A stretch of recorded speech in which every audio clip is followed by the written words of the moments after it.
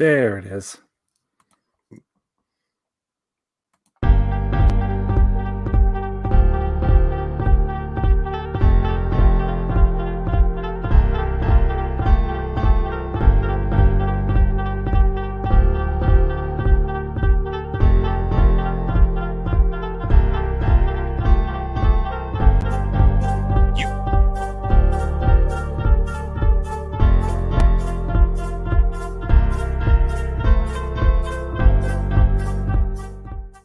You are listening to Rouge Radio, a proud member of the Canadian Football Podcast Network. It's time to get the point as Rouge Radio is ready to kick off. Ready!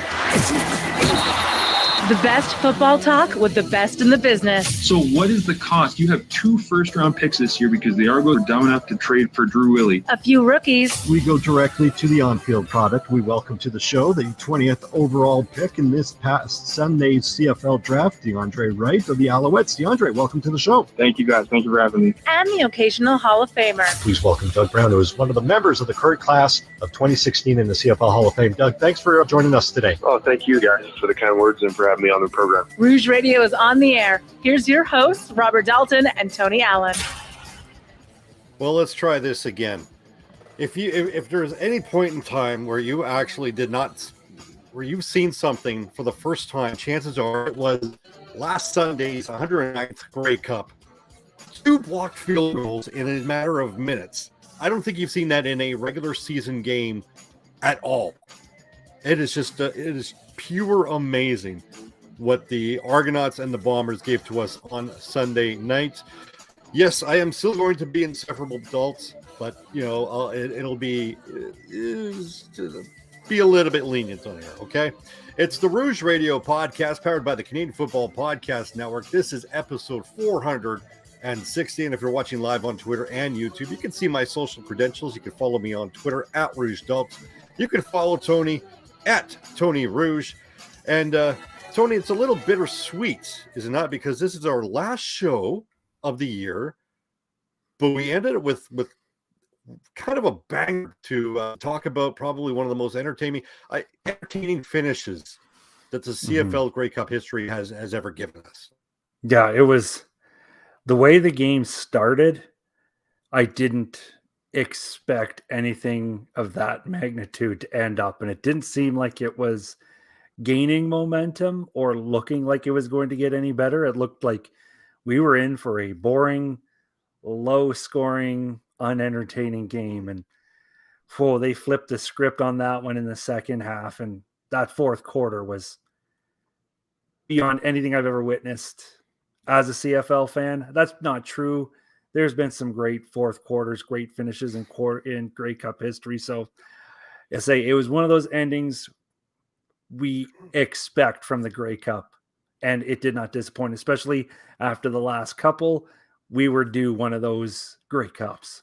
Well, last year's was okay. I mean, it was the same thing, right? It started out like a bore fest, and then I think what last year's kind of put everything into a kerfuffle, so to speak, was because the reason the Bombers were able to get back into that game was because of a brain cramp, where this year was just, I don't know, brain cramps and then, prolific defensive play.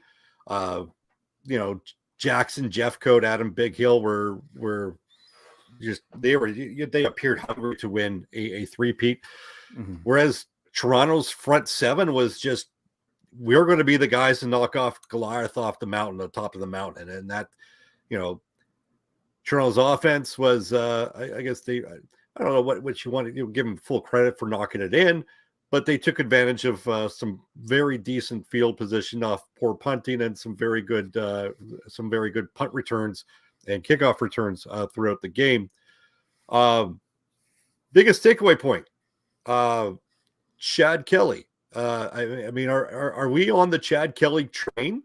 I don't know if I know it's a feel-good story because you have a backup, potentially third stringer last year, who came into the game cold, and all of a sudden people are starting talking about giving him starter money. Yeah, give him full credit. I don't know where I'm sitting with that one, because it is a good story and you can't take this moment away from him. But this seems to be one of those things where he's going to ride this momentum as long as he can, and and he should. If someone's going to give you $400,000, you'll take it. Yeah. But if you're a GM, whether or not you're trying to pry him away from free agency, you're thinking, that's a big risk. The thing is what did he really show us, right? I mean, he only went in because McLeod Bethel Thompson hurt his hand. Bethel Thompson didn't look bad enough to get pulled. No, He had statistically, he had a better game than Zach Collaros. So it's not like Chad Kelly came in and turned it around, because McLeod Bethel Thompson was doing actually fine on his own for how the game was being played. He just came in for one drive and found the end zone. And that's essentially what swung it in favor of the Argonauts up to that point. So, no, I'm not going to run out and make much of an effort to pry him out of Toronto, because I don't think there's a body of work there. It's the same thing with going to a different sport. This will probably be an argument you would have with me, but for the purposes of comparison, it was like the Vancouver Canucks casting Jacob Markstrom aside because what's his face there?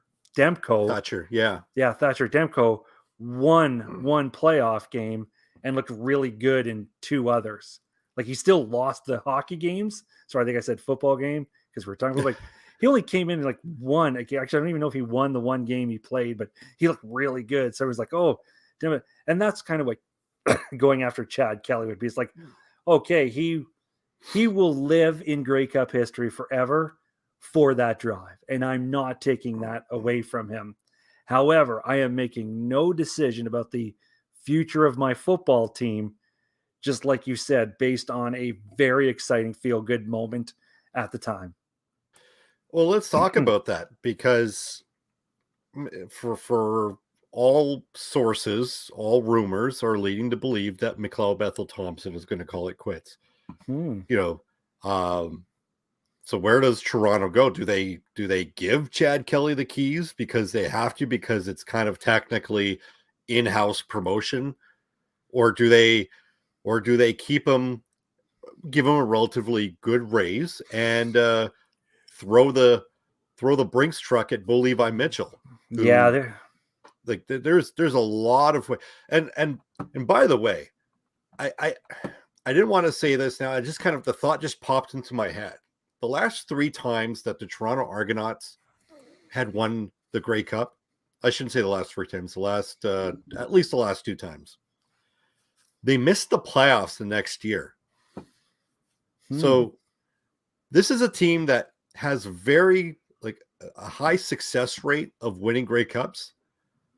This is also an organization that has a high success rate of not keeping those teams together, or at least not having the good success. They didn't make the Grey Cup that year. Remember the 2007 team that they finished first in the East. They had Arlen Bruce as their top receiver. They had Damon Allen. Michael Bishop ended up finishing the year. Damon Allen ended up retiring. Michael Bishop, and then they traded for Kerry Joseph, and in that offseason, they're like, this is going to be the team. We have the best 1-2 punch. I remember Adam Rita saying that. They ended up trading Michael Bishop, and Kerry Joseph ended up going through the wayside after that year, and that's when they got Cleo Lemon from NFL Europe or wherever he was, and they ended up having a 3-15 year. That was the year they canned Rich Stubler. They got Don Matthews to come out of retirement. They ended up finishing the year 0-8 as a head coaching record, which is kind of like unbeknownst to Don Matthews fans. But that's the one thing I'm looking for going into 2023 is if Toronto can actually maintain this success. I'm not talking about off the field marketing and whatnot. I'm talking about can they not duplicate history this time around and be a physical dominant force that they were in the Grey Cup throughout all of 2023 against a hopefully stronger Eastern Division. But there is that option though, right? Like with you got Bo Levi Mitchell, Cody Fajardo, Dane Evans, depending on how Hamilton handles this, Vernon Adams Jr., depending on what happens with Nathan Rourke, Nick Arbuckle. I mean, there's a plethora of options at the disposal of Toronto Argonauts. So, and I say this by popping up that thought process regarding how they maintain success. Would Toronto be in the wrong if they foregone all those quarterbacking options and said, Chad Kelly, you're going to be our face of the franchise going forward? Yeah. It could work if the money doesn't have to go along with it. If you can save money by going with Chad Kelly, I've got no problem with that call. That would be the right call for Toronto because you got younger and you got cheaper. If Kelly says he wants this amount of money, then if I'm Toronto, I easily say, well, with that kind of money, we can get this instead. And we know what we're getting. I don't know what we're getting with you. You want us to pay you based on one drive in a Grey Cup. So I think Toronto is good to go with Kelly. I think if Thompson retires, I think why not ride the Kelly train to see if it works, see if he'll take some sort of bridge contract for 1 year. But if he starts asking for $300,000, $400,000, the smart move, I don't care even if Kelly goes around and has a great career, you can't make that gamble to me, especially considering there's really no foundation there. If he's asking for 300, 400, it's like, no, we can get better than you for that. And it's out there. So that's how I would handle that situation. Nope. I'm back. Peekaboo. If you only get that context if you're actually watching this live, by the way. It popped into my head here for I think Toronto is set up for constant success, especially in the East. You look at AJ Ouellette, who was the primary running back. Andrew Harris is probably going to retire, and they're not going to lose anything by him retiring because he was barely there. He had one touchdown throughout the whole year, and it was in the Eastern Final. So by virtue of McLeod Bethel Thompson possibly retiring, Andrew Harris possibly retiring, Toronto is actually setting themselves up by addition by subtraction, but with those two players. And so if Brandon Banks retires, he definitely will. He was thinking about retire. He got that one ring. He said he was on record saying that he. And by the way, do you imagine how much of a scapegoat Brandon Banks would be? He got. I can't remember where it was. Was it early in the fourth quarter? Brandon Banks has that reception, and he gets an objectional conduct penalty. Oh yeah, that's right. That was ridiculous. Like Brandon Banks owes a lot of people for bailing him out. He owes a lot of people some bubbly from that night, because that night in Toronto almost never happened. But we're not going to talk about that because it did happen, and the Toronto Argonauts are your 18th time Grey Cup champions, and we're looking forward to what they do. Any expectations, any issues with the most outstanding Canadian, most valuable player in the Grey Cup, Enoch Mwamba? Oh my God. For the emotional experience of seeing, that is the most sincere, genuine, honest reaction, the modesty you could see just on him, that almost like, no, you can't be giving this to me, when he got the MOP on top of the Canadian or vice versa. It was an absolutely fantastic moment. I don't even care it was a great moment. I think the whole country fell in love with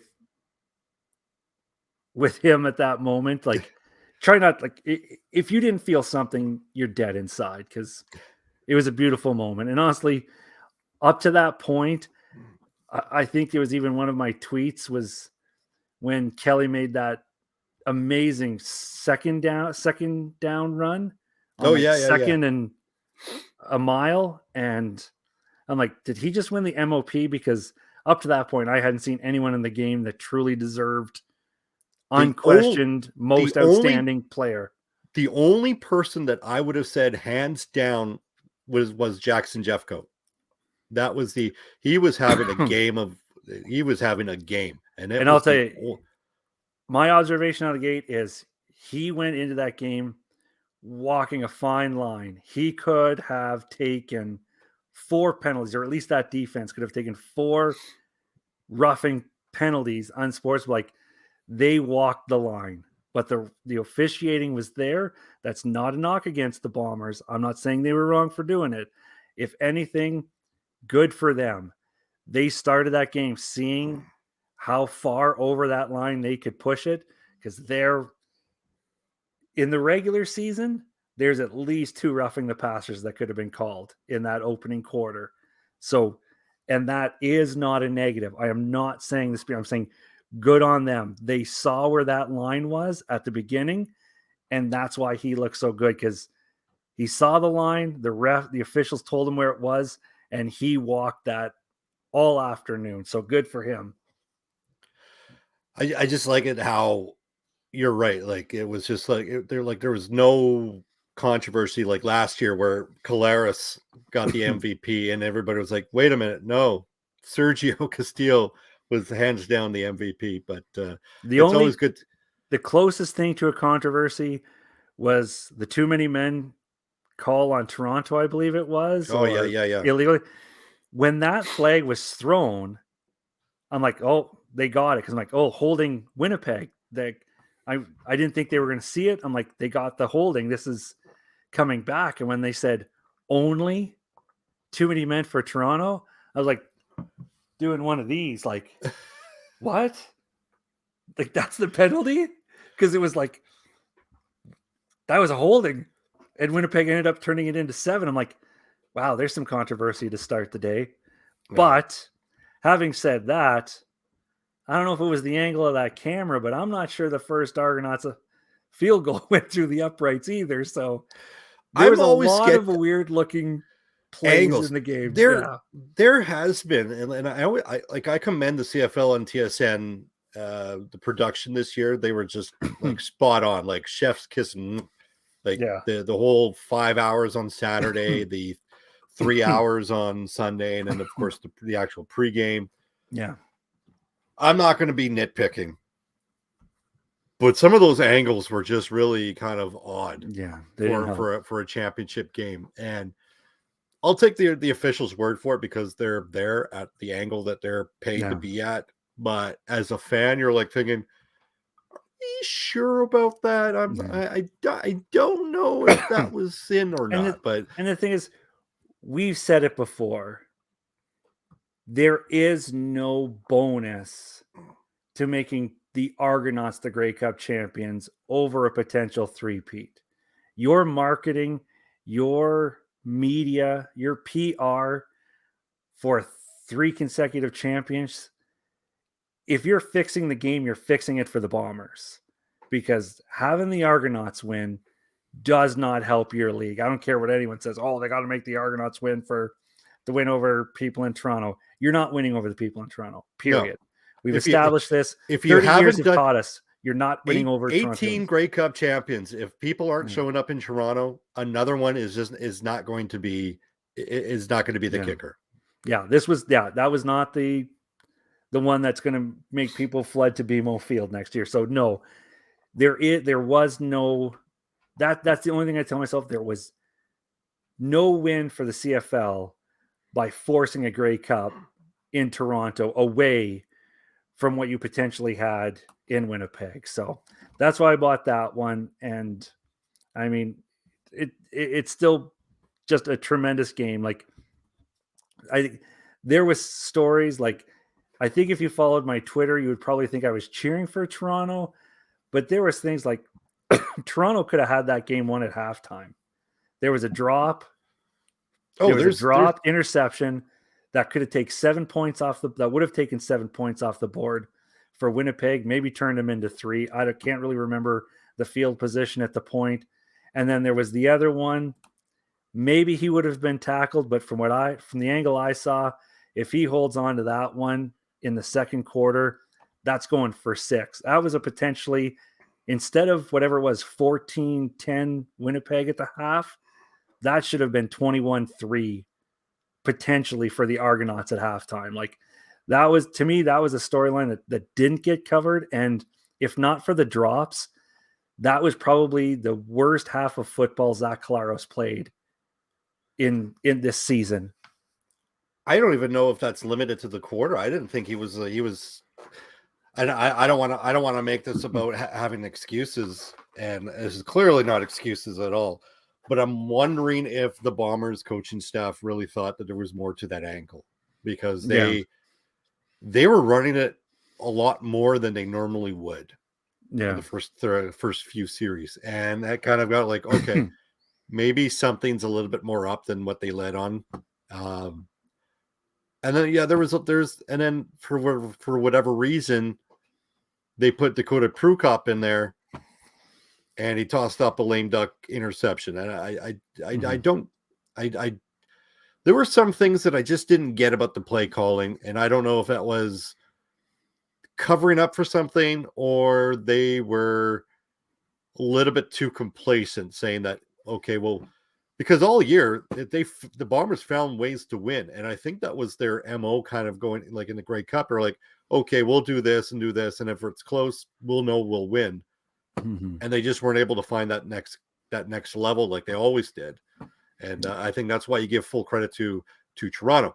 I'm trying to pull it up on my screen, but since I think we're a little bit done with talking about the cup, can we? I don't know if can you see it on the screen? Yeah, I can see it. Can we see the Toronto Argonauts merchandise? Yeah. talk about. I know that we kind of texted about it. I don't get the black and yellow. Yeah. I know it's templated. I know that. Don't get me wrong. I know that they had this figured out probably about maybe a couple of weeks beforehand. But you know that you have two teams that both wear blue. Mm-hmm. The only team that really benefits that we're in the playoffs, that black and yellow, are the Hamilton Tiger Cats. Like, what gives? Like, I'm not, like, I know this is seriously nitpicking, and I'm not throwing up a big knipshit kind of thing like over here, but this is like one of those things where maybe someone probably takes a look at the work after the fact and says, maybe this color scheme is not the best. Like the Bombers Grey Cup hat. I don't know if you can see it here. Let me get rid of this screen here. There we go. This hat. That's what they wore on the field. That's after that's the hat they gave out after the Grey Cup. Yeah. This is great. Yeah, there's no color. Yeah, there's no color scheme to it. This I accept this. Right? It might be lame, but it's acceptable. You have I don't know. I know that I'm making this a little bigger than it actually is, but I don't know. It just seems kind of off. It's like I said in the text. It's gold and black lettering, and it's your championship shirt. You know, like it looks like gold trimming on a championship, and I'm like, do you associate gold with champions? Do you get first place? If you get first place, do they do something with gold? I'm not sure if that's a real thing, but if you do, then it makes sense putting gold on there as well. And that's the thing. It could have been anything, you know, like, I guess we need, unless they bring the designers of generic championship shirts on, like, That's not the shirt everyone's going to be buying. In 2 weeks, there's going to be all kinds of champion shirts out there. I've cheered for the Stampeders that have won Grey Cups, and they have their shirt on the field. And when I get to the Stampeder store, it's not the shirt I'm buying. I mean, maybe I should have wore my one, and we could have found pictures from the last Grey Cup, and then the one I'm like, what they win on the field is nice. It's like, it's good to have. This is what they wore on the field, kind of thing. Mm-hmm. But it is reading too much into it. It is literally reading more than even thinking about it is more effort. Because like, you had your hat, and here's the only. This is my Western Conference Championship hat for the Calgary Flames in 2004. Do you wear that? Do you Never. actually wear that? I've never wore this. Okay, once. I was going to ask because it looks clean as fuck. It is brand new. I bought 2 of them. I bought this one, which would never get wear. It's still with the Stanley Cup, Yeah, with the sticker on it and everything. And then one that I did wear. But again, look at this. And because of the coloring on my thing, that's solid. That's blue. I don't know. Maybe you can't see it. It's all blue. It's silver. This patch here is blue. And it's like, but it's a Calgary Flames Western Conference Championship hat. There's no blue for the Flames. There's no silver for the Flames. But here it is. Blue is for the Pacific, right? Yeah, it doesn't. It doesn't matter. And here's the thing with these hats: the Tampa Bay one for the Eastern Conference is identical. I've seen it. It is literally the same hat, except it's got a Tampa Bay logo here, and it's it doesn't even have West or East on it. Like, this is what you get on the field. And this is why we don't overthink this stuff, because there's at one point, whether they exist or not, there is 2 more styles of these hats, one with a San Jose Shark logo right here, and one with a Philadelphia Flyers logo right here. Thinking about it, but this is what they got on the ice. So thinking about it at all is overthinking it. I just think that they could have gone with a more generic color scheme. That's all. Yeah, maybe. That's my thing. But again, unless the day comes where we associate gold with first place, then I guess it's a ridiculous choice. We need to have Greg, the generic merchandise guy. Yeah, I'm just guessing that's his name. From now on, it's just 45 white crew neck shirts with Argos written. That's what it should just. I guess that's the only. Get a blue marker and write Argo. I don't know what else we do. You get like tie dye, like finger paint and whatnot. Yeah. Hey Enoch, come over here. Let's dig your hand in paint over here. Because honestly, I mean, again, I was thinking, even today, I was thinking about how I was going to attack this conversation. It's like, because I saw some of the reactions on there too, and one guy who unfollowed me on Twitter because of my stance on the halftime. Straight up, just we're talking about the halftime show. It's important, and then boom, straight unfollow. But either that person's like just going off, and it's like, what do you think they do with these shirts? Like, do you think there's like a group of people designing the hats and the shirts in the last 5 minutes? Like, what's the score? Oh, the Bombers are up. Okay, so it's gonna be the Bombers, and we've got to have this logo on. Let's make sure some blue. Oh, Argos just went ahead. Okay, throw that out. Let's design a new shirt. Like, is that what you think they're doing? Like, we gotta get the Argos. Oh, Bombers are in field goal position. Damn it, the Bombers are gonna win. We gotta redesign these hats again. Like, I don't know what people think. Anyways, speaking of controversy, I shouldn't say controversy, but we most talked about the All-Star Awards. I guess the division awards. More specifically, how they got it wrong, and then they kind of rectified it, and that was just before Twitter blew up. Mm-hmm.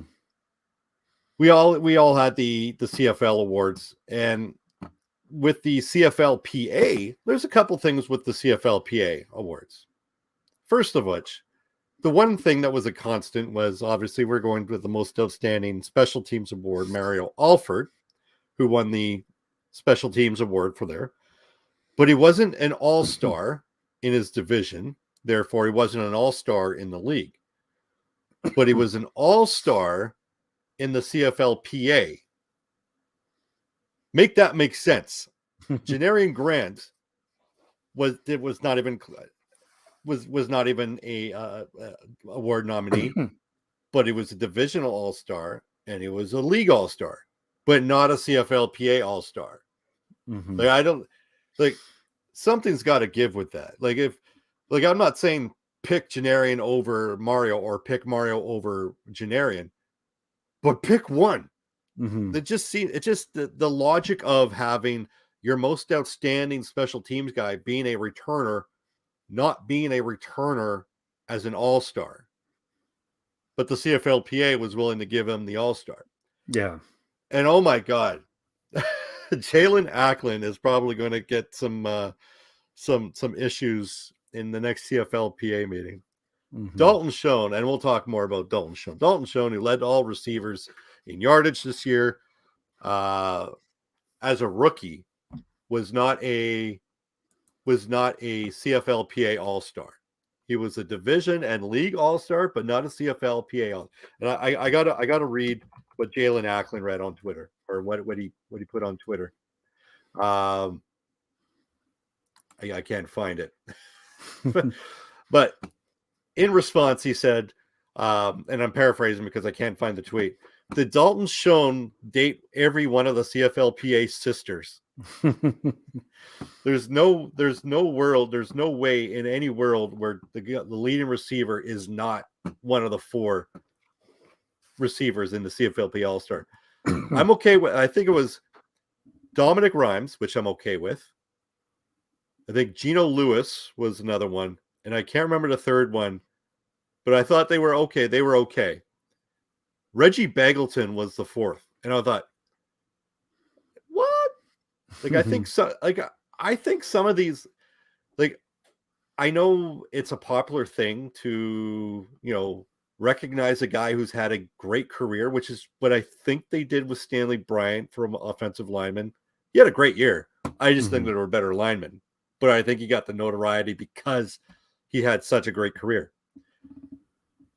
I think Reggie Bagleton got that reputation all-star.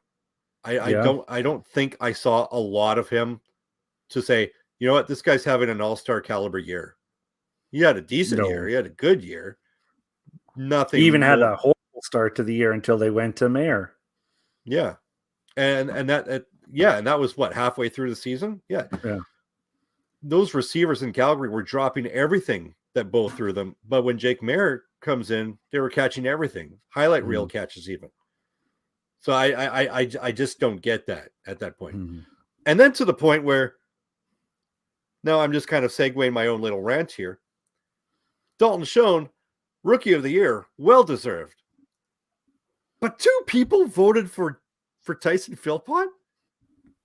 Like, he had that award wrapped up in week 8. How do you give it to another guy who had like 300 yards receiving, had 1 touchdown, and about 400 yards returning? Fantastic rookie year. Like that's great for him. That's great. Nothing compared to almost 1,300 plus yards as a rookie and leading the league in touchdowns, taking your team to the Western Final and in the Grey Cup. Like everything that when fans were voting for All-Stars and all the players, all the media, oh, that's crap. That's crap. Fans should not vote in All-Star. Well, I agree with you.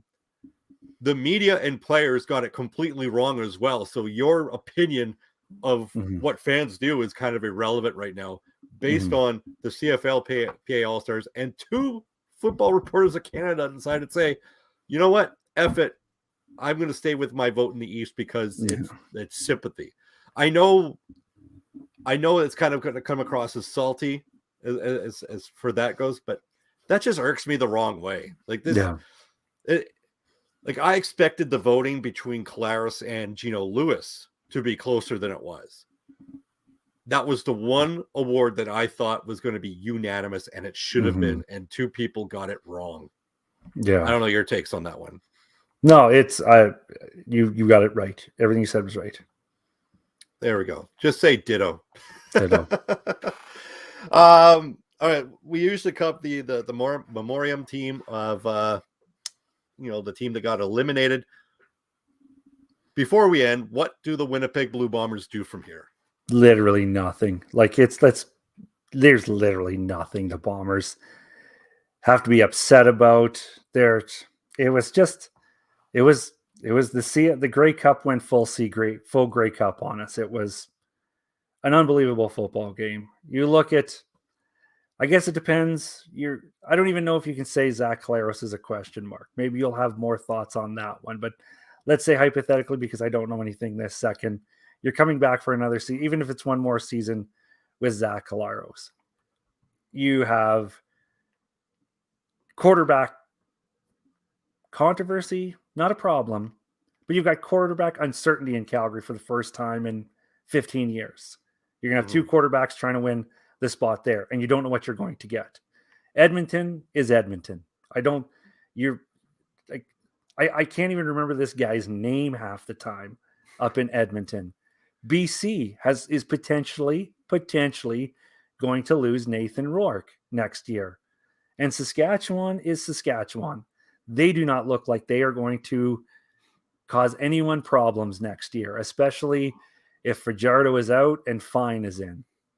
So if you're the Winnipeg Blue Bombers, the Grey Cup is only 3 days old, and Winnipeg is already it has to be the odds-on favorite to come out of the West again already. Like if you're making odds, look at the other teams in the West and the Winnipeg Blue Bombers. They are the favorite to win the West already. It's already the Bombers West division to win already. So you can I'm not saying you don't go out and do anything for the next 365 days.